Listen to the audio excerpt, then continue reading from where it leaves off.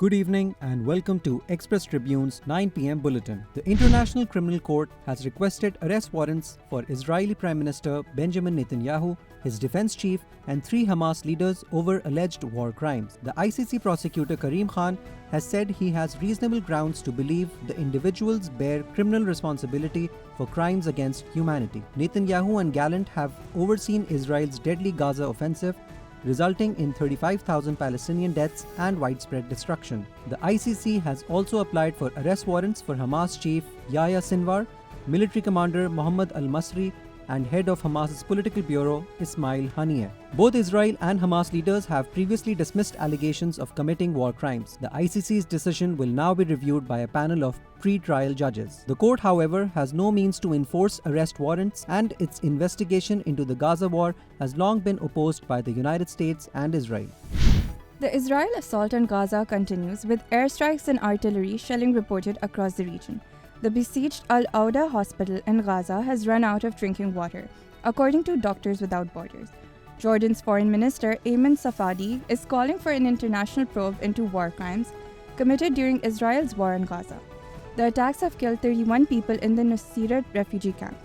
The Al-Quds Brigades, the armed wing of the Islamic Jihad group, claims its fighters clashed with Israeli troops in the Jabalia refugee camp, leaving soldiers dead and wounded. Israel has been conducting an operation around the camp with reports of ongoing violence in the region. Iran's President Ibrahim Raisi has died in a helicopter crash amid foggy weather in the country's mountainous northwestern terrain. Search teams, including drones from Turkey, located the wreckage in East Azerbaijan province.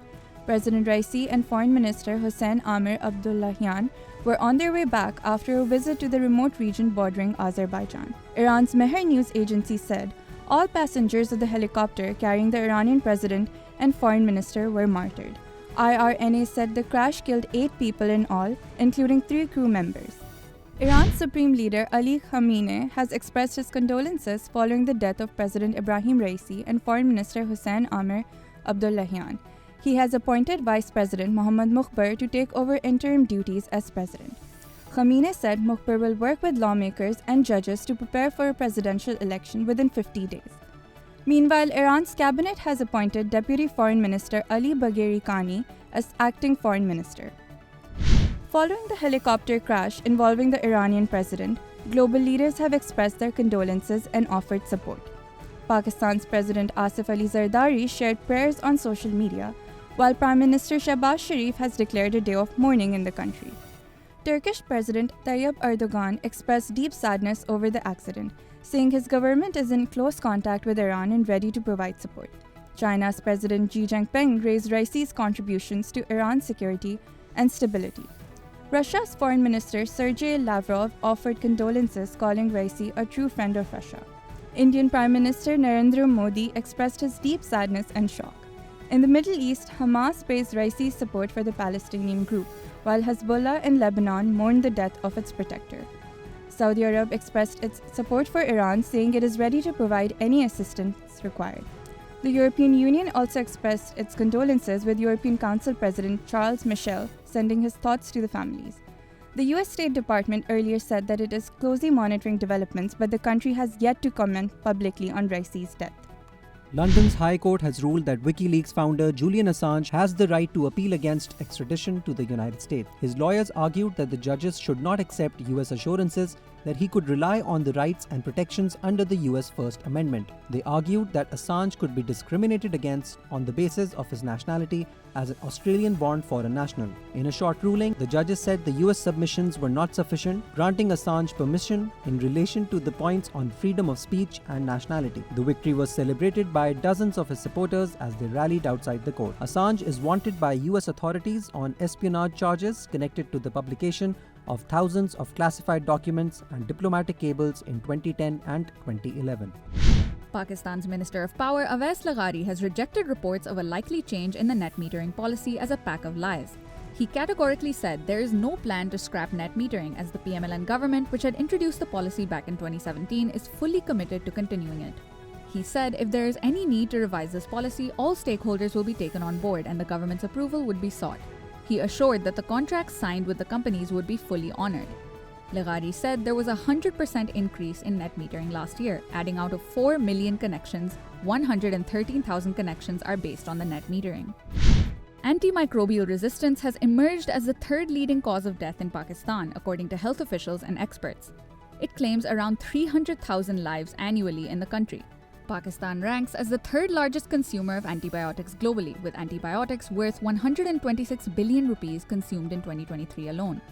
Health authorities, including Professor Shahzad Ali Khan, Vice Chancellor of Health Services Academy in Islamabad, highlighted the widespread misuse of antibiotics as a significant factor contributing to AMR. They emphasized the critical need for the public to use antibiotics only under professional medical guidance to combat this growing public health crisis. The Board of Secondary Education Karachi has postponed matriculation exams from May 21st to May 27th due to a heatwave alert issued for Sindh. The National Disaster Management Authority and Provincial Disaster Management Authority warned of a hot weather system hitting the province next week. The exams for classes 9th and 10th, Science and General Group, regular and private, have been postponed. However, exams scheduled for May 28th will take place as planned. The BSEK will announce new dates for the postponed papers later. This decision comes after the Sindh government postponed annual intermediate exams due to concerns over the predicted heatwave. The Pakistan Meteorological Department forecast a severe heatwave in major cities and plain areas of Punjab and Sindh from May 21st to May 27th.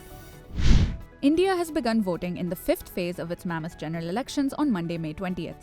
Seats in the country's financial capital, Mumbai, and the opposition Congress Party's bastions are set to be sealed in the last few legs of the seven-phase vote.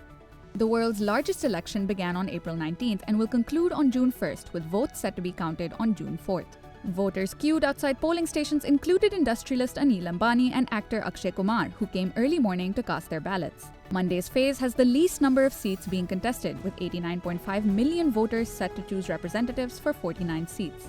Voters have cited development and unemployment as major issues for the country. After an initial poor performance, more people started casting their vote with an average turnout of 66.95% in 4 phases and 69% in the fourth one on May 13th. The head of the African Union Commission said he was following events in the Democratic Republic of Congo with great concern and strongly condemned an attempted coup there. African Union Commission Chair Musa Faki Mahamat also strongly condemned the attempted coup d'etat and welcomed the control of the situation announced by the country's defense and security forces. Saudi Arabia's King Salman is undergoing treatment for a lung inflammation, as announced by state media. This marks his second set of health assessments within a month, to be conducted at the Al Salam Palace Clinic in Jeddah. The 88-year-old king, who has been on the throne since 2015, has faced several health issues previously, including a gallbladder surgery in 2020 and a colonoscopy in 2022. His son, Crown Prince Mohammed bin Salman, manages day-to-day affairs of the kingdom. The de facto Saudi leader has postponed a scheduled meeting with Japanese Emperor Naruhito and Prime Minister Fumio Kishida, citing his father's health. The United Nations has sounded alarm over a surge in violence in Myanmar's Rakhine state. Clashes between the military and the Iraqi army have displaced tens of thousands of civilians, mainly Rohingya. The UN High Commissioner for Human Rights, Volker Turk, has urged both sides to stop fighting and protect civilians. I am deeply alarmed by reports of renewed violence and property destruction in Butidong township in Myanmar's North Rakhine state, resulting in the displacement of potentially tens of thousands of civilians, mainly Rohingya, Turk said in a statement on Sunday. The Iraqi army is fighting for more autonomy for the state's ethnic Rakhine population. The militia has been accused of human rights abuses against the Rohingya minority. The UN is seeking to verify reports of serious violations and is appealing to neighboring Bangladesh to provide protection to those seeking safety.